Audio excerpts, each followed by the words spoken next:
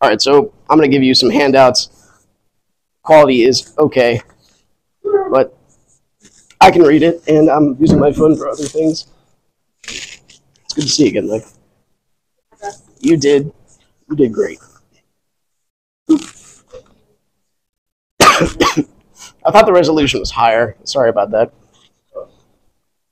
I got pens too, so if you guys have any questions throughout, write them down. So let me go for a little while, and then that's the idea behind the first part of it. And the second half is we'll all discuss and tell me what you thought was okay, and tell me what you thought needs some work, and what you disagree with, that kind of thing. Just to give a brief history on these things, I would invite people out solo, one-on-one for coffee, and then it started to be like 2-on-1, then 4, and then I got like, I think 12 at a coffee shop at one time, and it was just chaotic. Like everybody was talking to everybody, and no one knew what was going on.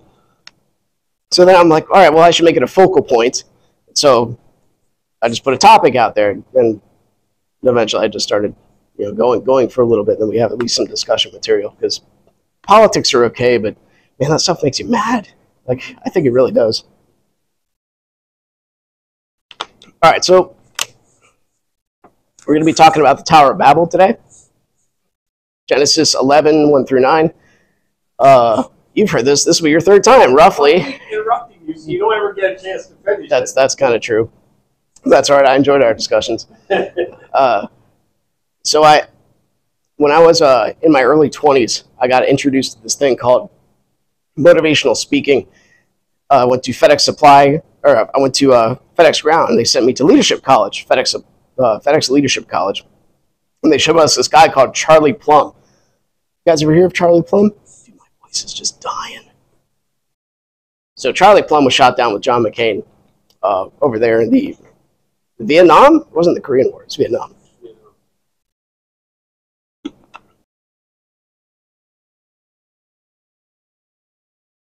So he described how, John McCain was getting his bones broken and twisted. And the whole concept behind the talk that Charlie Plumb gave was, who packs your parachute? Because he's like, it's hard to make long-term plans when you're jumping out of because they shot at his plane. They shot him down. He had to eject. So he wouldn't make long-term plans when you're dodging bullets, trying to land. I'm like, I came away from that really inspired. I've never seen anything like that before in my life. Someone, a motivational speaker. This guy's been through it. He's like, they'd say we'd be, insane. We'd be the worst. We'd be depressed. Turns out, like, all of us became politicians. We all wanted to make the world better. So we stepped in and did what it took. We're healthier. We live longer than everybody. It's like the opposite. That happened because they communicated with each other through, like, wire through the door with, like, a Morse code. And if they couldn't talk to each other, odds are they'd probably die if they were alone and no one else was with them. It's amazing what happens when someone's with you in your struggle. So from that, somehow, the YouTube algorithm was quite old. So this was like almost 20 years ago. I saw this guy named Ravi Zacharias. And Ravi Zacharias is a Christian apologist. He's passed on a while ago. But he would stand up by himself at Yale, Harvard, Oxford, and give presentations why I'm a Christian, why I'm not an atheist. And then he'd open the floor for Q&A. Like, ask me anything. Why'd God put the tree in the garden? Why is there so much evil in the world? And I'm like, oh my gosh, this is where Christianity dies. Faith has no answer for this stuff. And then he answers it all off the top of his head. And I'm like, he's my ideal. I mean, why isn't everybody like that? Like, I didn't know. I've never heard any of this stuff. These are some great ideas. So I started talking with people around me, and I started, this was around when I was about 30, because we were getting a house, and we were about to have our kid. My wife's helping me out. Sometimes I get this wrong. We're about to have a child. I just got a promotion. So there were a lot of things going on in my life, and I'm like, I'm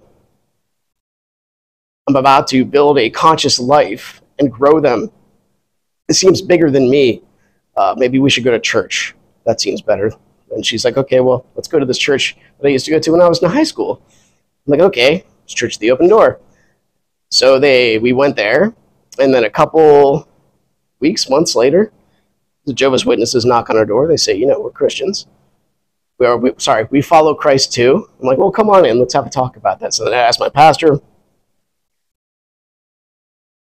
what do you think about the Jehovah's Witnesses? And he says, they're wolves in sheep's clothing, my friend. And then he gave me a book by Walter Martin called The Watchtower Society.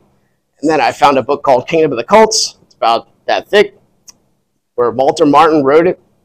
Rabbi Zacharias was the general editor. So through my conversations, it was actually there was this guy named Shy. I can't understand why people want to talk about this stuff like all the time. It's the most meaningful thing on the planet, God and philosophy and how you think, because how you think leads to how you act, and ideas have consequences. So I was talking to this guy Shy at the place I work, and he had this instance where it was during the George Floyd times. He comes out of the office, he's very upset. I'm like, why are you upset, man? Because he's in his early 20s, and we talked about family values, and he was training me. He took it upon himself to train. Hey, Chris, help yourself to some cookies and coffee if you need more in the belly. And I'm like, why are you so upset, Shy? And he's a African-American gentleman. He says, man, Terry said something that was really dumb. Like, what did he say? He said, why would a black man wear white earbuds? Because we weren't allowed to wear earbuds. I'm like, well, and it's not the Terry. It was a different Terry. This guy was we have 3 Terrys in the building. This guy's not here anymore. He's like, I told him, it sounds like Terry's just saying something dumb. He's like, but why would he say that with what's going on? I'm like, well, what's going on? He's like, the George Floyd thing. I'm like, I don't think he knows, and I don't think he cares. Like, he's just not that kind of guy that pays attention to that stuff. Like, I think he's probably pulled back from the media. Like, he's a guy who just wouldn't have a phone. He's that kind of guy. And then it occurred to me, like, okay, Shy, let me ask you this. Last year, the amount of white people killed by the cops was about 420. The amount of black people killed by the cops unarmed was about 260. He's like, why am I not seeing that? I'm like, that's a good question. What are you exposing yourself to? And that was actually one of the first one of these I gave, was the concept of you become passionate based on what you expose yourself to. So one of the people I admire, who's actually on that paper there, is a guy named Friedrich Nietzsche. And Nietzsche really valued the Old Testament stories. And, I mean, why are they all there? What's the point? If Jesus is the way, why read your Bible all the time? The answer is you become passionate about what you expose yourself to. So what I wanted to do for this session is I wanted to try to unpack the Tower of Babel. It's Genesis 11, verse 1 through 9, if you have your Bibles with you. I think there should be some right up there if you want one. Just grab a Bible. It goes something like this. I have it pretty close. The people were of one language and of one speech. And it came to pass, as they journeyed from the east, they came upon the plain of the land of Shinar, and they dwelt there. And the people said to one another, come, let us make brick and bake it thoroughly. And brick they had for stone, and slime for mortar. And they said, come, let us build a city and a tower, whose top will reach up to heaven, and let us make a name, lest we be scattered over the face of the whole earth. And the Lord came down to see the city and the tower which the children of men had built. And the Lord said, behold, the people are one, and they are of one speech, and this is what they begin to do. Now nothing will be restrained from them which they have imagined to do. Come, let us go down and confound their language, that they may not understand one another's speech. So the Lord scattered them abroad over the face of the whole earth, and they stopped building the city. Therefore is the name of it called Babel. From there the Lord did confound the speech of all the earth. And from there the Lord did scatter them abroad over the face of the whole earth. Pretty close. The whole chapter and verse conglomeration we have in the Bible now is actually written on horseback in Paris somewhere in 1555 as he was riding. That's it. There was no like science to it. He just did it one day and then it was copied. It's such a very interesting thing. We have this thing called Biblioteca, which has no verses or anything in it. You read it as it should be, which is a story. But it's good for references if you need to point someone exactly what you're talking about. So that's the good part about it. So in these verses, it actually, I think it unpacks, these are eternal stories. Everything from Genesis 11 all the way back. So what do we have? We have creation. There's like 3 creation stories. Then you have Cain and Abel, the hostile brothers. Then you have, there's obviously stuff in between here, but then the next story is the flood, right? That's the next major one. And then you have the Tower of Babel after the flood. And then what's the story after that? Abraham, very good. Yeah, so that's when it starts to become personal for the individual. So anything pre-flood time, it's basically impossible to tell, although they do think they found some of the remains of stuff like where Babel used to be, but it's very tough to tell and be 100% sure on that. So all these stories have mythic elements to them. They're all eternal stories, every one of them. They're always happening all the time, especially the creation story. But we're going to talk about the Tower of Babel right now because it's apparent pretty much everywhere. So the first verse is the people were of one language and one speech. And so in that verse, it talks about sameness. It talks about the concept of order, about too much order, no variation. We know exactly what we do every day. We know exactly what we mean when we say things. We don't have to expound upon it because there's no challenge. Like we're in the beginning, God wanted us to be fruitful and multiply, fill the earth, and have dominion over it. And so instead of conquering the unknown, which is the next verse, we stayed in one spot. And there is a danger to too much order. The first time I was here, there was a lady that said, well, my God's a God of order. It's not a God of chaos. I'm like, well, he's kind of a God of both. Because if you have a place that's too ordered, you can't have life. It's like a crystal. Nothing moves. Jordan Peterson's, yeah? That's like how if there was no wind. Yeah. Yeah. There was a valley of trees that actually all fell down because there was no wind in the valley. I forget. I have no reference on that. My pastor mentioned it in the sermon. But like the second one little gust in, because the trees weren't, tested by being rooted in the ground, they all fell over. Their roots had no, they had no roots. Why have roots if you had no need to cling to the ground? Jordan Peterson gives a good example of like you walk into a house and like the carpet is vacuumed in a checkerboard fashion, and you have like saran wrap over all the furniture. You feel like you violated for being there. And then the second you do something, if someone's stern looking at you as if your footprints are micro, you can't have life there. Kids can't exist in that world. So there's something about too much order. So that's the premise. The people are of one language, one speech. Everybody knew and did the same thing. Then they reach a plain. And there was one part in the Bible later where the Syrians think their God is the God of the hills. Yahweh is the God of the hills. And they're the God of the valley, so they try to trick them. But that's kind of right as far as hierarchies go. But here it's the plain. Plains are easy. You don't have to climb any hills to get anywhere. You can see everything. There's no unknown to conquer. There's no bush. I had this guy named Jim Driscoll. He's a Lutheran pastor in New York City. When he came to York, they called him the Kickin' Vickin because he was a kickboxing instructor too. He still has a kickboxing facility on the top floor of the church. So he's for a couple of years there, he taught kickboxing and was a Lutheran pastor, like in the same building. It was really neat. But he was appointed to a place in Maryland, and in Maryland it's quite flat. And so I asked him. He runs triathlons still, and he's in his mid-70s. Big dude, like he's a big dude. And I'm like, how's it going there, Jim? He's like, I don't like it. I can't get a good workout in when I run. Like, what do you mean? It's like, everything's flat.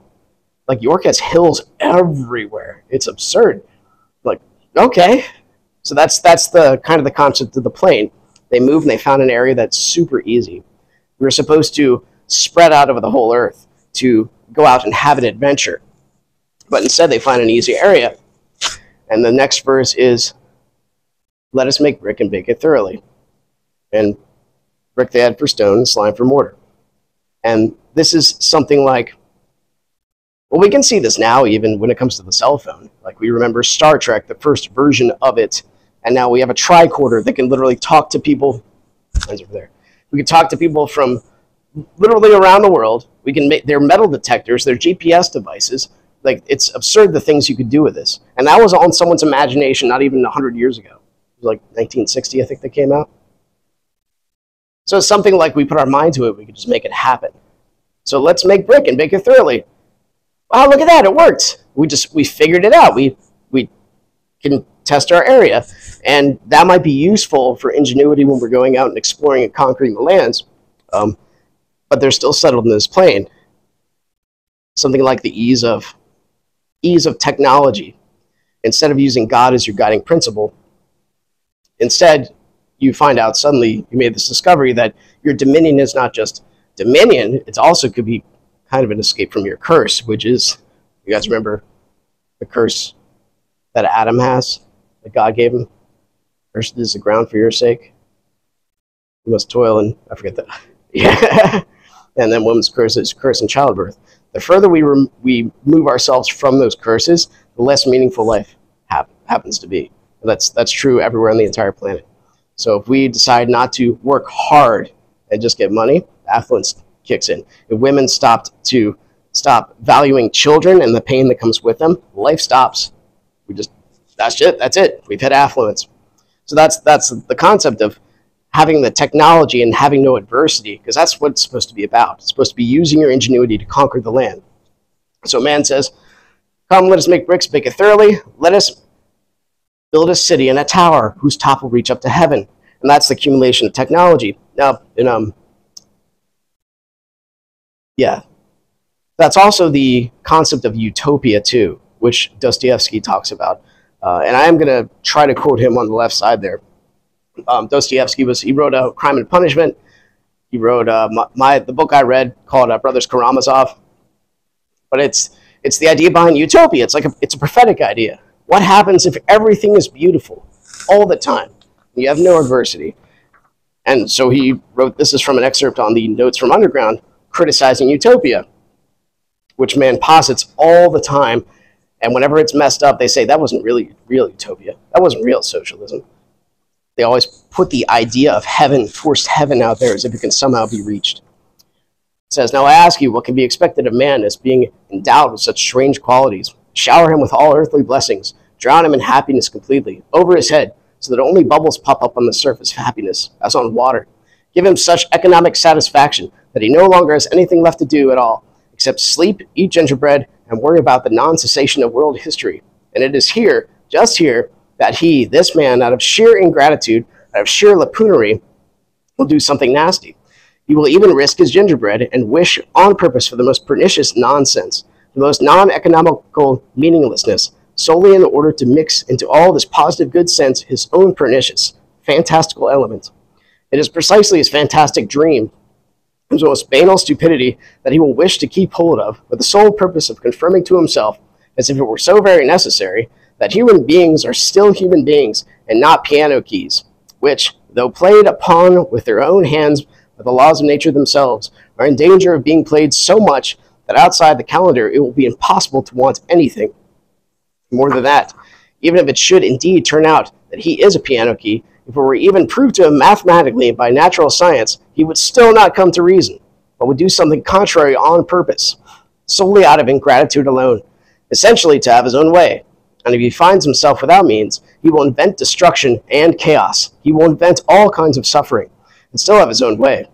He will launch a curse upon the world, since man alone is able to curse, that being his privilege, which chiefly distinguishes him from other animals.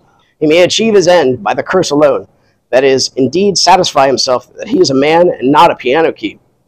If you say that all this, the chaos, the darkness, and the cursing, can also be calculated according to a little table, so that the mere possibility of a prior calculation will put a stop to it all, and reason will claim its own, then he will deliberately go mad for the occasion, so as to do without reason, and still have his own way.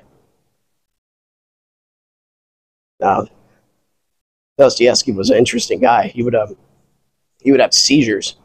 He'd have medication for it, but he didn't want to take it, because when he would have a seizure, right before he'd go into it, the world would open up to him. And that's when how he'd get his writings, right on that brink. And then he would have a seizure, and then he'd be, incapacitated for a little bit. But that was Dostoevsky. And if you want to read some of the most harshest critiques on Christianity, read Brothers Karamazov. The hardest things that Christians have to deal with are in there. and atheists, really. Like he puts it all in there in the novel. It's pretty neat. So what he's saying there is, even if you're given heaven, the first thing you'll do is you'll pick up something and smash the nearest thing just so something interesting will happen. And that's, I read this book called The Origins of History and Consciousness by Edward Norman. And there's something about consciousness that's masculine that wants to, I'll explain this in a few minutes. So where does everything come from?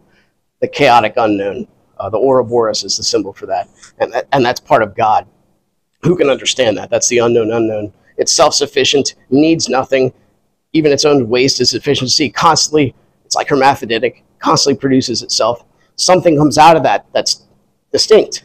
That's not that. So that's finitude, roughly. That's consciousness. And so that's what happens when you and I are, well, we're clones. We all get paid the same. We all do the same thing. We all have no challenge. We're all the same height. We all speak the same language. We go to the same church. We drive the same car. We live in the same house. Like everything is the same. That's what happens. You want to do something that makes you distinct. That's part of your adventure. Calling you out of the sameness of order, you need a little chaos. You need something that defines your story. That's also pain, by the way. It's change or threat of change. That's you can have that as the common denominator of pain. So that's Dostoevsky when he talks about the concept of utopia. And so the next part of that verse, well, we'll keep going with that one, because it says the same thing. Let us make a name, that we may not be scattered over the face of the whole earth. Now there's a couple of things in Jewish literature I remember reading, and I unfortunately can't remember, and I want to find where I read this. But the first part is, if a person fell from the top of the tower, the people would not care. But if a brick fell from the top, they would mourn, because it took a year to get the brick up there. So things get switched. Human life gets devalued. It's all about the structure. It's all about the legion. It's all about the system, because the system is more important. The system is more important than you. And this was very much evident in communistic Russia. That even if they were lying to you, if you spoke badly on the system, you would go to jail. Even if they were lying, it didn't matter. Like, how dare you insult our communist utopia? We've already arrived. Well, who are you to challenge us? So the part about making a name, there's a assumption in the Bible, well, it's ancient history really, that if you name something, you have power over it. And that kind of goes hand in hand in where Adam named Eve, because he didn't name her till after the fall, because there was no curse that separated them really, that made them different and unique. So what happens there is mankind, who's top of the tower, they want to reach to heaven. They want to put their tower up there instead of having God's paradigm. So God's paradigm is, he blessed them first off, be fruitful and multiply. So first off, to bless somebody is to guarantee succession. Be fruitful. So that's what the eros, that's the sexual urge. Have children. Be fruitful. It multiplies the sexual urge. Be fruitful. That means do something with your hands. Have dominion over the earth. And what happens is, if you don't have God as your aiming points up, then those two things, hedonism and lust for power, will take turns spinning around and vying for control. And that's the direction you'll go. Does this make me look good for somebody of the opposite sex? Does this get me more money? And those will be the things that dominate your life. If you don't have God, where you're aiming, because those two things should be subservient to what is the highest possible thing. And Nietzsche saw this. He wrote this, I think, in like 1888. It's his parable of the madman. It's what happens if you get rid of the concept of God. Now, God, Nietzsche's a very complicated character. I really like reading him because he makes me think every time. And every time I think I have down what he's saying, like I figure out something else he's saying. It's like multi-layered. The guy had an IQ of like 200. He was given the chair of philology, and that's the study of language and the progression of language, when he was 24 years old. And I don't know how well you guys were doing when you were 24, but I was not doing that. So given a chair, I think it was in Switzerland, that means you're a professor of professors. You teach professors. He's 24. Like, really?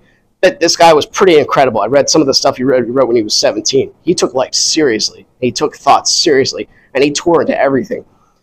He wrote a book called Why why I'm so smart, or something like that. Like, you write the most incredible stuff. He'd say things like, I'm going to say more in 4 sentences than people could say in a book.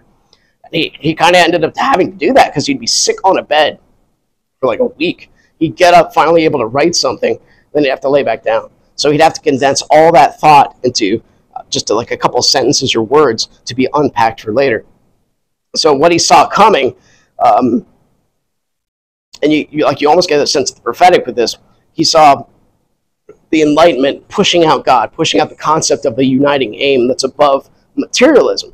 So with materialism, anything that's just that you can touch, smell, or taste, that's all that's real. There's no transcendent pattern. There goes God. And so he didn't say God is dead and promote atheism. Nietzsche's writings were, well, the concept of the Übermensch, the Superman, they helped Hitler get to where he wanted to go, but a lot of that stuff was mistranslated by his sister, and he called his sister a stupid racist. Like that's basically the route he went with his sister. Like he did not like her at all, but she was the one responsible for translating a lot of Nietzsche's things. So that's Nietzsche, at least a little bit of him. A good book of his to read to be Beyond Good and Evil, if you get a chance to, but it's pretty tough to understand. I had to read it a couple times. So Nietzsche wrote this parable called, well, the parable of the madman. And I don't think I've ever done a talk where I haven't read this because it's so powerful, at least to me. So I'm going to read it for you guys. Have you not heard of that madman who lit a lantern in the bright morning hours, ran to the marketplace and cried incessantly, I seek God, I seek God. As many of those who did not believe in God were standing around just then, he provoked much laughter. Has he got lost? Asked one. Did he lose his way like a child? Asked another. Where is he hiding? Is he afraid of us? Has he gone on a voyage? Emigrated? Thus they laughed and laughed. The madman jumped into their midst and pierced them with his eyes. Whither is God? He cried. I will tell you. We have killed him, you and I. All of us are his murderers. But how did we do this? How could we drink up the sea? Who gave us a sponge to wipe away the entire horizon? What were we doing when we unchained this earth from its sun? Whither is it moving now? Whither are we moving now? Away from all suns. Are we not plunging continually, backwards, sidewards, forwards, in all directions? Is there still any up or down? Are we not straying as through an infinite nothing? Do we not feel the breath of empty space? Has it not become colder? Is not night continually closing in on us? Do we not need to light lanterns in the morning? Do we hear nothing as yet of the noise of the grave diggers who are burying God? Do we smell nothing as yet of the divine decomposition? God's too decomposed. God is dead. God remains dead, and we have killed him. How shall we comfort ourselves? The murderer of all murderers, what was holiest and mightiest of all the world as yet owned, has bled to death under our knives. Who will wipe this blood off of us? What water is there for us to clean ourselves? What festivals of atonement? What sacred games shall we have to invent? Is not the greatness of this deed too great for us? Must we ourselves not become gods simply to appear worthy of it? There has never been a greater deed, and whoever is born after us for the sake of this deed will belong to a higher history than all history hitherto. Here the madman fell silent and looked again at his listeners, and they too were silent and stared at him in astonishment. At last he threw his lantern on the ground, and it broke into pieces and went out. I have come too early, he said then. My time is not yet. This tremendous event is still on its way, still wandering. It has not yet reached the ears of men. Lightning and thunder require time. The lights of the stars require time. Deeds, though done, still require time to be seen and heard. This deed is still more distant from them than the most distant stars, and yet they have done it themselves. It has been related further that on the same day the madman forced his way into several churches, and there struck up a requiem Turnum Deo, I think that's what this is. Let out and called to account, he is said always to have replied, nothing but, what are all these churches now, if they are not tombs and sepulchres of God? So that one always hits me pretty hard when it comes to think about the idea of something that's, well, nihilism, right? Thinking about nothing that exists beyond what you can see and touch, and no meaning, because you get rid of meaning when you get rid of God too. So that's what happens when you get rid of God and you replace it with technology, because that's kind of the aim that we're going. Instead of going out as we're supposed to go out, conquering the land. The entire planet, if we're as compact as New York City, by the way, could fit in Texas, every single person. So there's a lot of land left on this planet. We make how many elevators per month? and we just still keep making them. Yeah, it's a lot, and it's not stopping, and we're 18 months out. We could stop selling elevators now, and we'd have work for 18 months. Like, that's pretty crazy, and that's America. We're still roughly filling it up and industrializing the place. There's a lot of land. There's a lot of land in this place. Well, the guy who started the Weather Channel was talking about global warming. Now, he's a weatherman, too, by the way. Oh, okay. But he said that if you took every person on the planet Europe and put them in 1,000 square feet, which is like the size of this room, that they would fit on the state of Texas. Yeah. He said, so we think that we are changing the climate. It's a candle in the basement. He said, yes, it has an influence, but we are patting ourselves on the back that we could actually change it. It's a natural occurring phenomenon. It's insane. Been going on for billions of years. Well, that and the volcanoes that erupt produce 500,000 times more pollution than we have ever produced in our lifetime as being humans. Like, it's absurd to go down that route. Think about, but Texas, compared to the whole world, Yeah. candle in the basement. Yeah, it's so we have like the whole idea is we spread out, we make our name, and we continue on, and that's not saying that we should all get up, go out right now to the woods and start hacking down trees. Like, that's not the idea. The idea is you should, wherever you are, you should find an adventure there. You should find something to pick up and carry. But I'm getting ahead of myself. We We can destroy everything, things, yes. especially if we're comfortable and we have no gratitude. That was Dostoevsky's point. Like, if you have no gratitude for what you have, you will destroy it because you don't know what it's like to live without it. A friend of mine did a mission trip to Philadelphia to Kensington or something called. There's a place where it's not the drug addicts and everything, and he's there on a mission trip in Philadelphia. And it's nothing but people intense and drugs and needles and people selling drugs and everything else. They polluted their whole little community. Yeah, the 10 cities in Oregon are the same thing. The first two. I think it's that was shortly after George Floyd.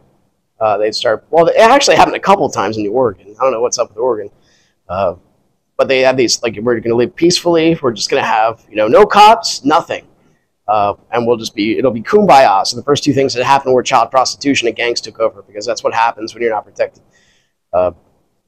Anyway, so back to technology. Yeah. So the concept of okay. So the next verse.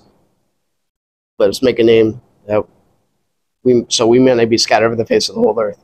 The Lord came down to see the city and the tower which the children of men had built.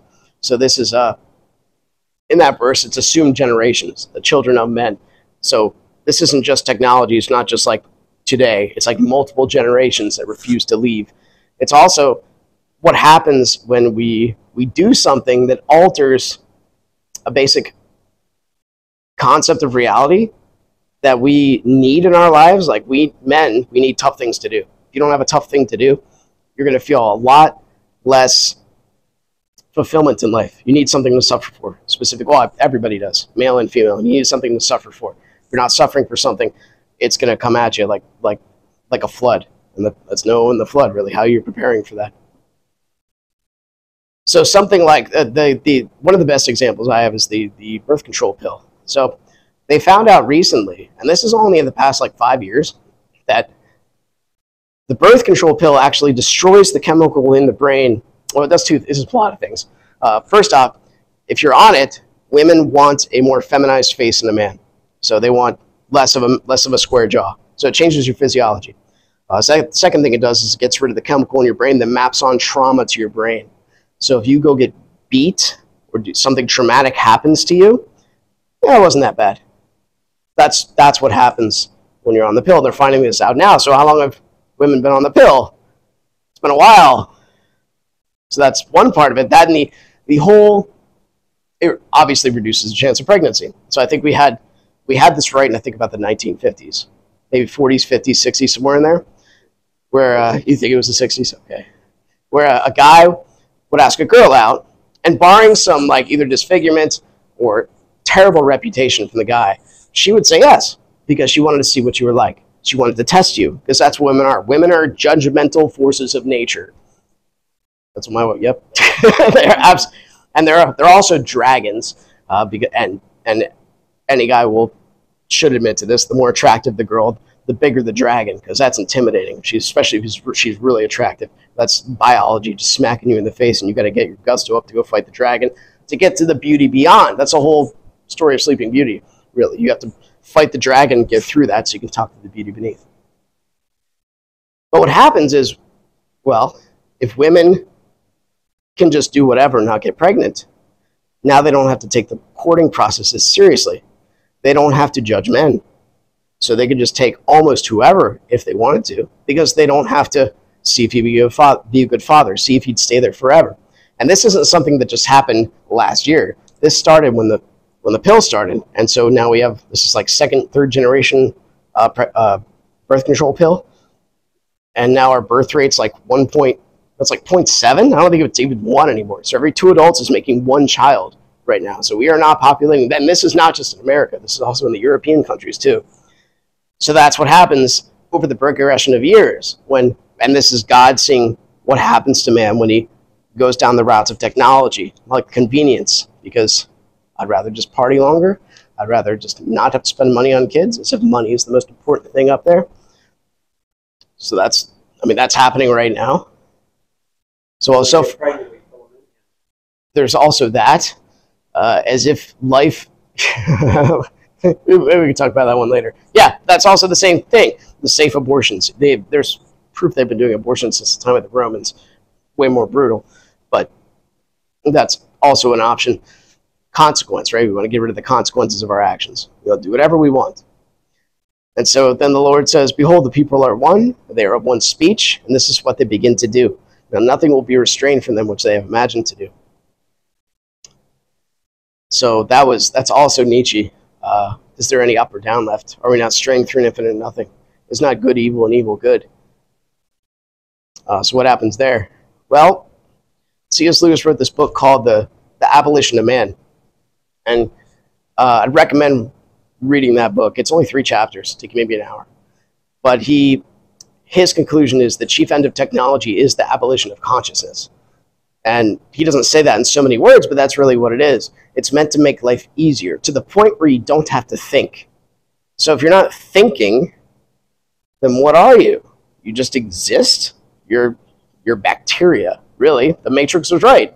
If you don't have the ability to even make decisions that are meaningful decisions, that's what happens. And so that's the chief end of technology. The other thing that could happen is, he said in there, is eugenics. So this is Brave New World by Aldous Huxley. Yeah, the concept of you can play with your genes. And they can do this now.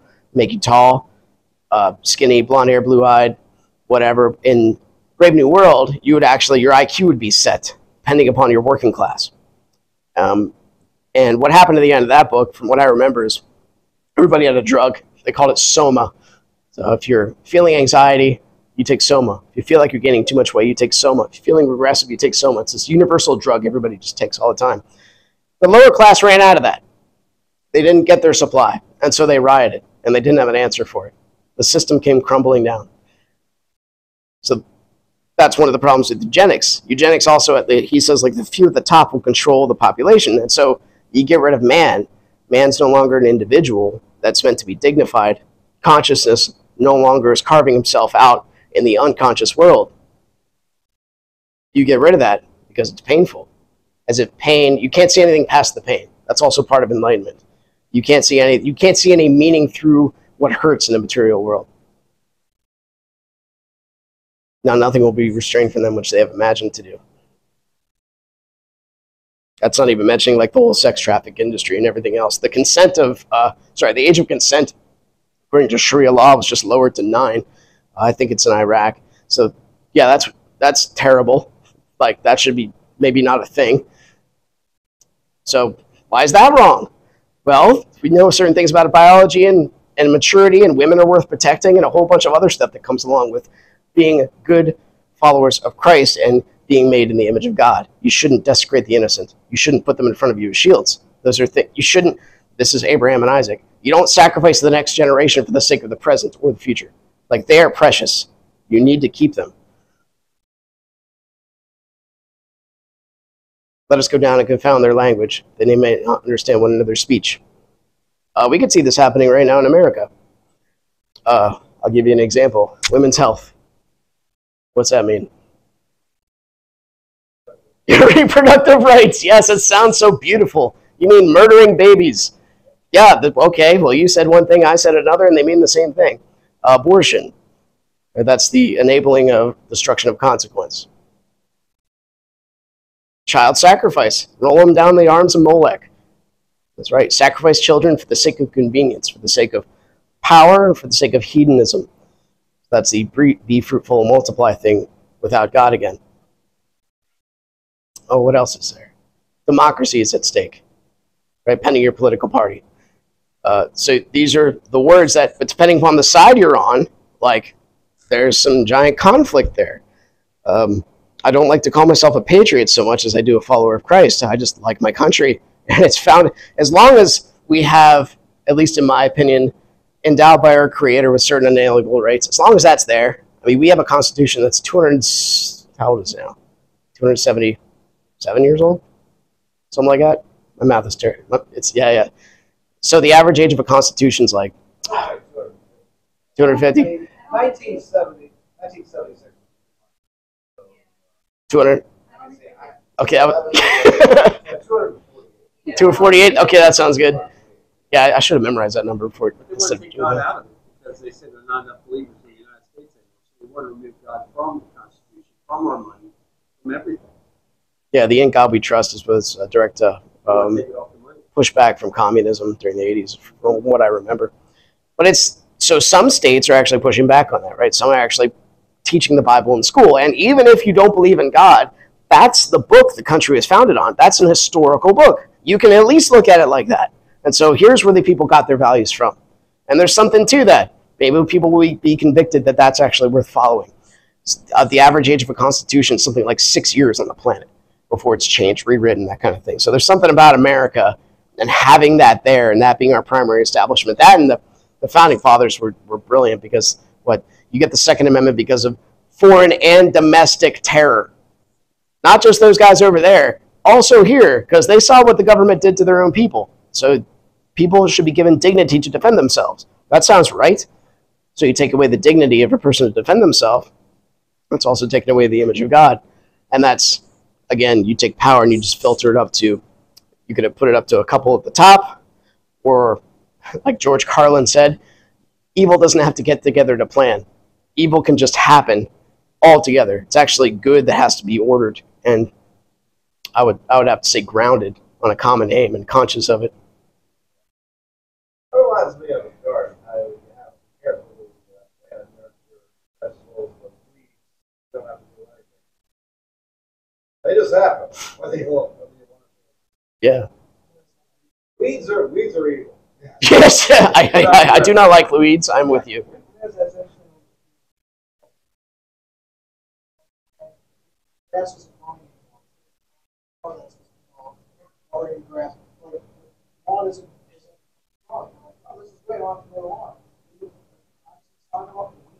Oh man, dandelions.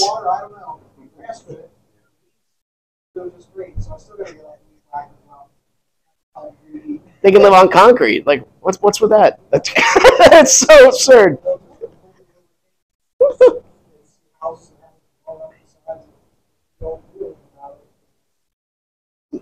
Yeah.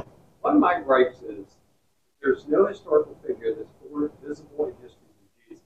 He should be taught as a subject in school. Yeah. As a historical figure, so you'd be going to school, all schools, learning about Jesus and how he changed the world, which would align with what your parents are telling you at home. But what's happening is the opposite. Like his two kids in school, professors told them that Jesus did not exist, that he was a figment of like a fantasy. That's so absurd. I would do what he just did, laugh at him. Like,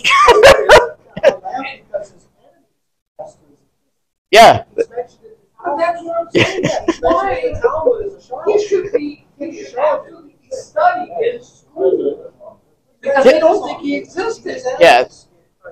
You know. No, himself. Yeah. Satan, that evil doesn't exist. Yeah, everything is okay. His son's God or confirmation sponsor. So I took him to a restaurant to talk to his son. Talk to the son at the restaurant when he was in college, doing my duties as a confirmation sponsor. We sat in the corner of the restaurant, and I preached to him, as an elder. And the next day, the restaurant burned to the ground. It did. It burned to the ground. Okay. What does that tell you? How did we get from gardening to burning churches? No. I guess. God, I'm disrupting. That was awesome. No, the segue there. Like you can't write a book on this stuff. It just comes out of the ether.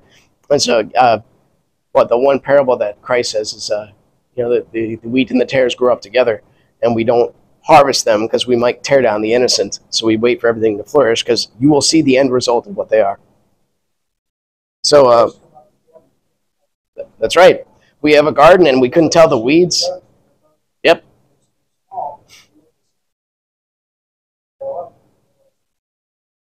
You gotta give them a chance. That's why I can't really buy into the whole Calvinism versus Arminianism. I'm more of an Arminian because I used to teach children martial arts. You can't tell me this 5-year-old's damned to hell. Like, I'm just not buying that. I'm gonna give them a chance. You know what I mean? Like, you still have to believe in somebody. So I have to believe that we have choice. We have a relationship with reality and with God, but we dictate that. We really do.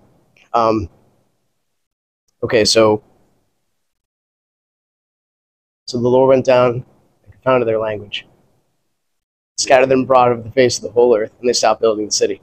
Boom. Yeah, it's okay. Well, we say this. So we say the same things, but we mean different things, and we're seeing this right now.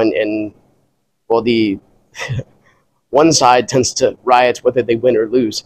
It's very consistent, but we say the same things, but we mean meanings get destroyed. They go different directions, even though we use the same words.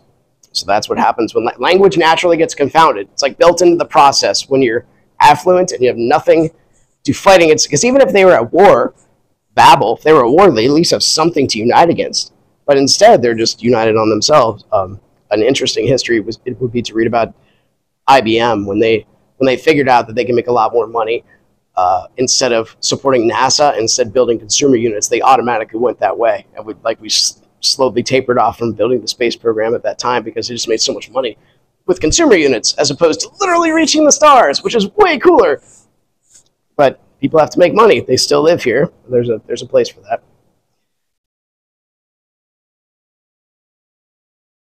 So the name of it is called Babel because the Lord did confound the language of the whole earth, and from thence did the Lord scatter them abroad over the face of the whole earth. You guys know what Babel means?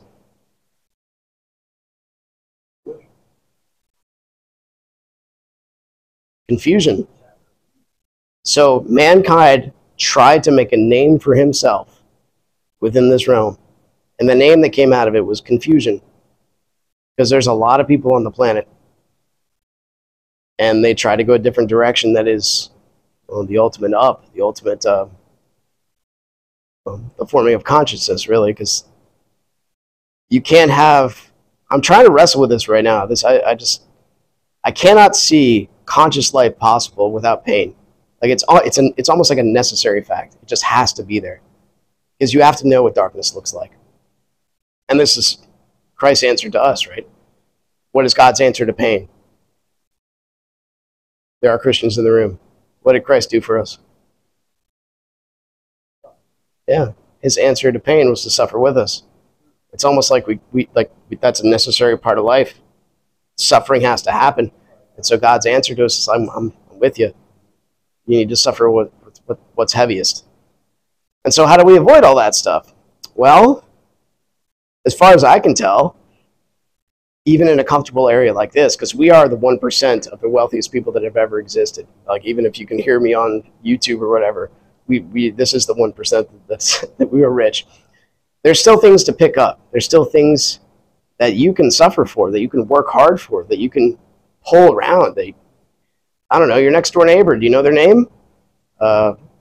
People at work, do you know what their struggles are? You can carry a little bit of that for them. Not trying to, that's what I'm looking for. Not trying to be some sort of know-it-all. But there's a difference between trying to dictate what they should do and trying to relate to what people do that are around you. So that's one thing you can do. Studying the darkness, that's another way, at least I can think, that you can prevent going down the road of affluence. Affluent people are very tough to talk to. I like talking to everybody, and Carlos will tell you that. Nothing matters. They shrug their shoulders. What if you die? I think I'll just go. I'll blink my eyes. Like, you say that now, but like when you have kids, you're going to think differently when you have kids. Like, now what about that? You're bringing a conscious life in here just to die? Like, just to have pain? Really? That's what you're doing? That doesn't seem right.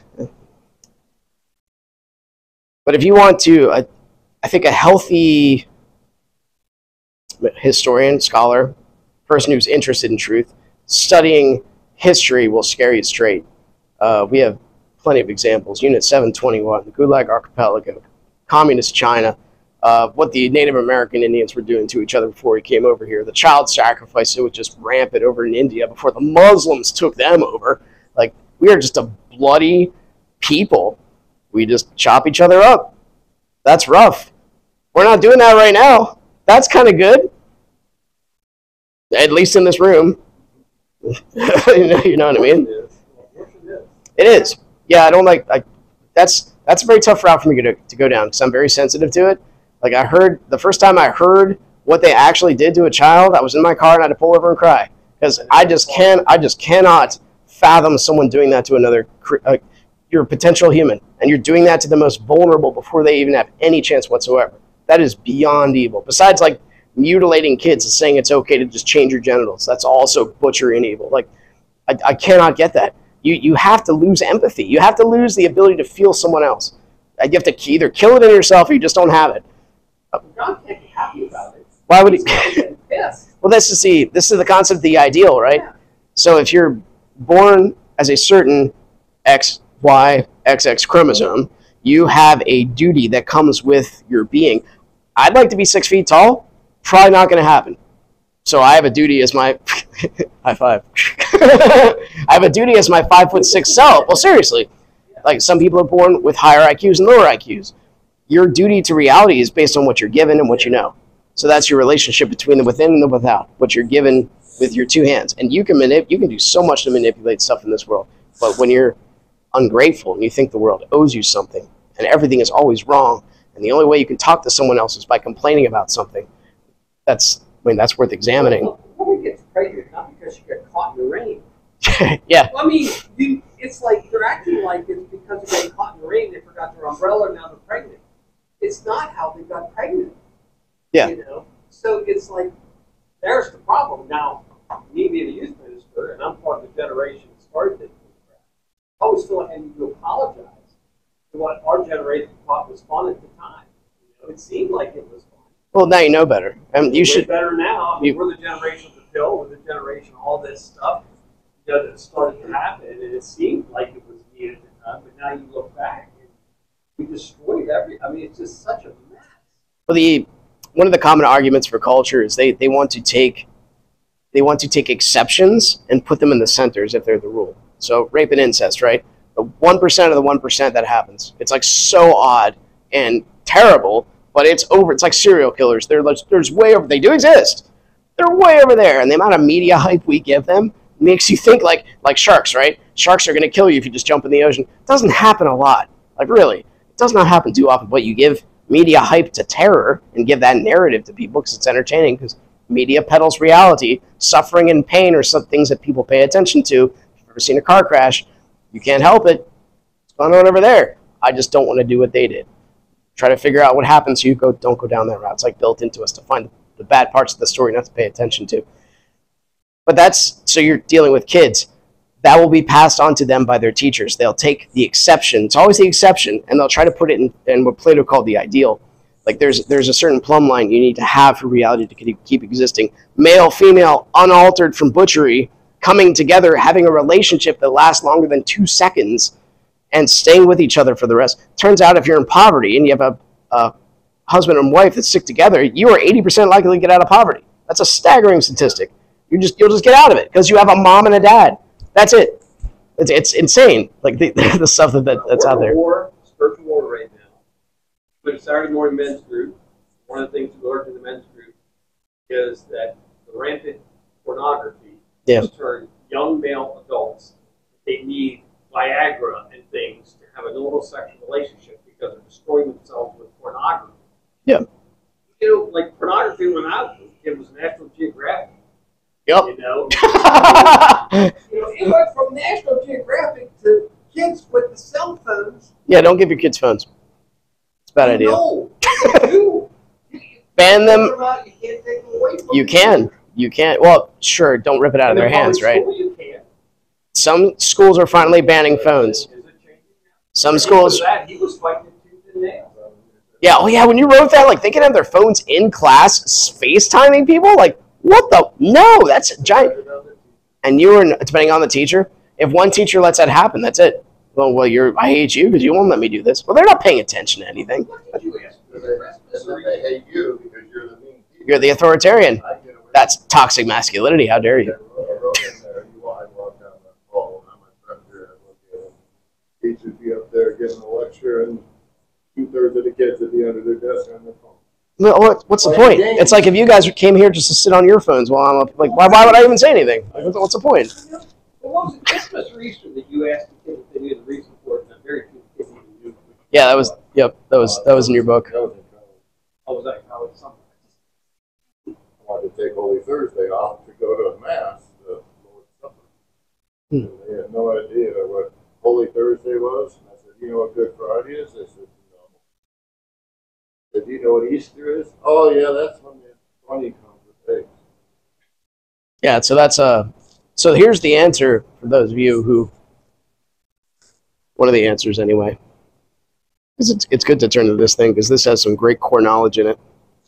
So this is Deuteronomy 8.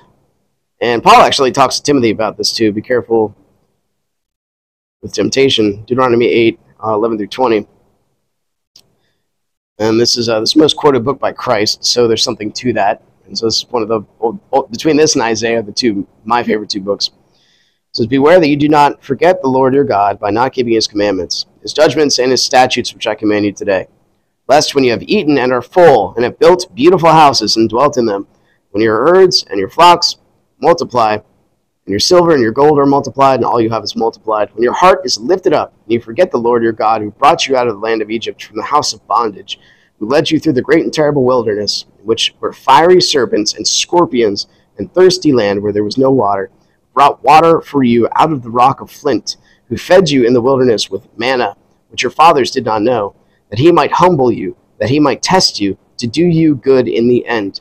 Then you say in your heart, my power and the might of my hand have gained me this wealth. And you shall remember the Lord your God, for it is he who gives you the power to get wealth, that he may establish his covenant, which he swore to your fathers as it is this day. Then it shall be, if you by any means forget the Lord your God, and follow other gods, and serve them and worship them, I testify against you this day that you shall surely perish. As the nations which the Lord destroys before you, so you shall perish, because you would not be obedient to the voice of the Lord your God.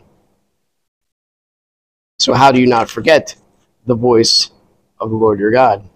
And then, well, it actually says this multiple ways throughout these. These are just two, throughout this book. This is just two that I picked out. This is Deuteronomy 11:16 through, I'll stop at 23.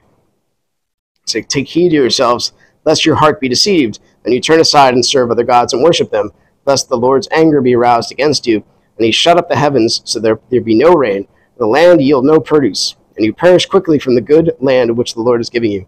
Therefore you shall lay up these words of mine in your heart and in your soul, and bind them as a sign on your hand, and they shall be as frontlets between your eyes. You shall teach them to your children, speaking of them when you sit in your house, when you walk by the way, when you lie down, when you rise up. You shall write them on the doorpost of your house and on your gates, that your days and the days of your children may be multiplied in the land of which the Lord swore to your fathers to give them, like the days of the heavens above the earth.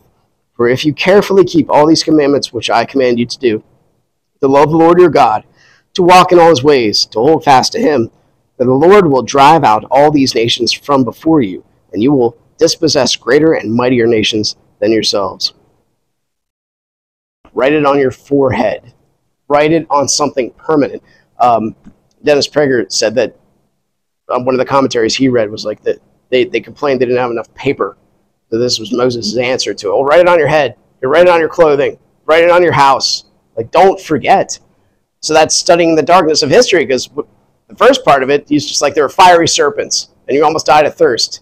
Don't forget that. But you didn't. And it was supposed to make you good and humble you. So you don't say, I did it all myself. I figured it out. So that's studying the darkness of history.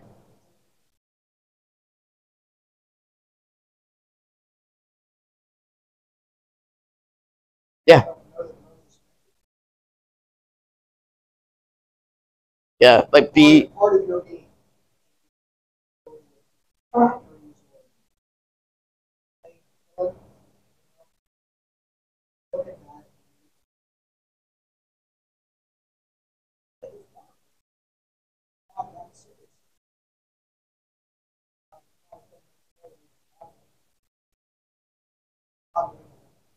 Yeah. Over and over again.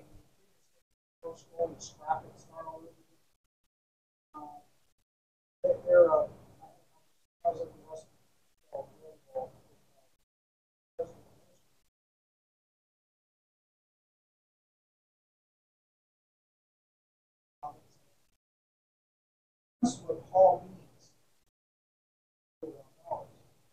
Oh, yeah, okay. I said that, yeah, but Christians have that too. Yeah. It would be nice. Well, Christ is the uniting. It's where narrative and reality touch. What you say is, and then you live it out, and then it actually is. Like he's the ultimate hero figure, the archetypical hero figure, as Jung would call him. You can't write a better story than Christ, a God that came down and gave his life for his people. And then he's etched into history. Like, it's very tough to find a people group that doesn't know about it, and we followers of Christ are working on that being spread through the entire planet. And that's pretty cool. It's a message worthy of giving to other people, I think. So that's one of the reasons I think these stories are important. They're eternal. So the first one, the first verse 1, that's posited utopian order. And that's by any college student you might talk to, if you have kids that are going to college, that's not real socialism. Like Venezuela's not real socialism. We just haven't done it yet. Like, okay, you can't set up something against perfection. We have evidences of this being tried multiple times. It doesn't work. And then ease of life. Well, do we have a place on this planet that's pretty easy to live right now? Well, America's pretty easy, to be honest, especially if you're born into it and you have a decent family. So be careful if you have an easy life. Look for something hard to do. Florida's pretty nice, yeah. They have a good governor. And so technology, that's also America, right? We're getting electric cars these days, which are interesting and kind of a mixed bag because, cold kills battery life. So it's nice to have a combustion engine when things are freezing. And then we want to, this is the Enlightenment's the next verse. Let us make a city and a tower. Let's make a name for ourselves. Let's get rid of the uniting aim. We can figure it out ourselves. That's Nietzsche, by the way, he predicted that the 20th century would be the bloodiest century in human history. And he was right. That's where we got both world wars and all that other stuff going on. And then he said a universal madness would break out. He put, like, some of the critiques, he wrote this book called Philosophizing with a Hammer. And I do this all the time with myself. And you should do it to yourself too. You destroy your own philosophy and you see what's left. Because that's what's true. And so he'd say things like, enlightenment is an excuse for inactivity. And he was talking about Schopenhauer, the idea of progressivism, of relativistic thinking. He's like, what happens? Well, what happens that comes out of that will be a religion of human suffering. And what he meant by that was, if you suffer more, your voice is more valuable. So you can see this happening. It's the intersectionality. Oh, I'm a white man, very low on the significance totem pole. But if I'm a black, lesbian, female, how many more people? Gay. Wait, I already said lesbian. But yeah, you just add more. Suddenly their voice, they've been so oppressed. Let their voice be heard. That's a religion. That's a religious activity. Like, who cares what they are? What have they overcome? That's a better story. That's the whole book of Job. It's like, don't give up on the goodness of being. First thing his wife says, curse God and die. Like, man, imagine getting into a fight with somebody. You'd be like, fine, you're going to hit me anyway, and just lay down on the ground. No! Like, you want to overcome. Like, life is worth living, even your own. So maybe not have a religion of human suffering. That's not a good thing. So the Lord confusing language, well, that's happening right now in America. So we need a uniting aim, and maybe something short of Billy Graham-ish type stuff of uniting people. And that might happen again. We've seen it happen multiple times in American history. D.L. Moody is a good example of obviously Billy Graham. The Jesus movement, maybe I wouldn't agree with it so much, but it still was something that pointed people to Christ. That was something.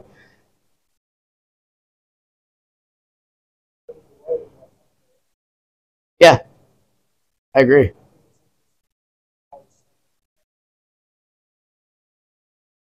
I was looking up on it to see.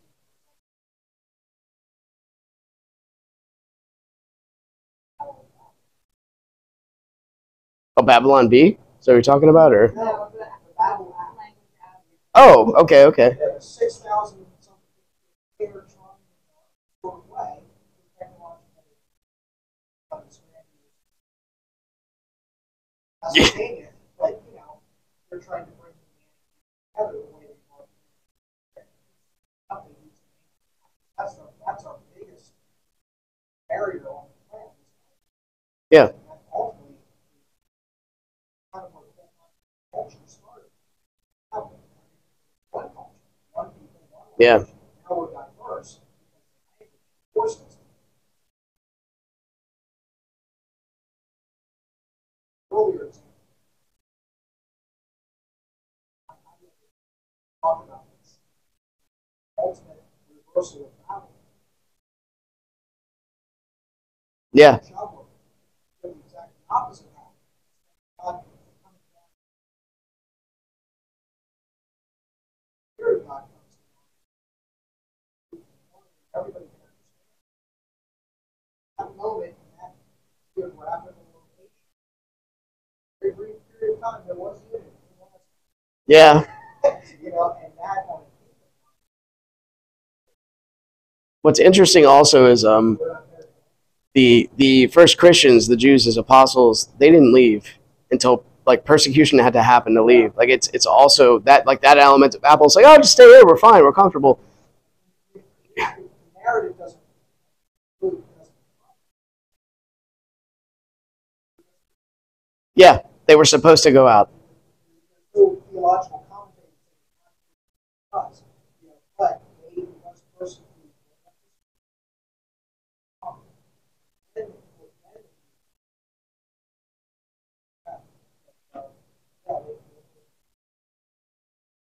although I don't think it was about it. No, but the same kind of thing was happening. It might not even been intentional. Yeah. We're not leaving. And we'll go to Samaria. That's about it. Well, that's the beauty of the Bible and the stories that are in there. I think I'm on my 8th time reading it right now, and I still get new things every time I read it, even though I've read it that many times already. It blows my mind. Yeah, well, things like the Trinity, right? This is actually one of the biggest arguments that the Muslims have. Like, what is the Trinity? Like, it makes no sense. God is not 3 gods, and there's no word that says I am the Trinity in there. But you can grab that from various Bible verses about the Father, Son, and Holy Spirit concept. Same with omnipotence and omnipresence. Those words aren't in the Bible, but they're kind of inferred since God can do just about anything, whatever, and his will come to pass. He might play by certain rules that he established because that is a God of order that works with chaos as well. All right, so I'm going to stop there and take a little break, give my voice a break and eat a cookie because they're delicious. And then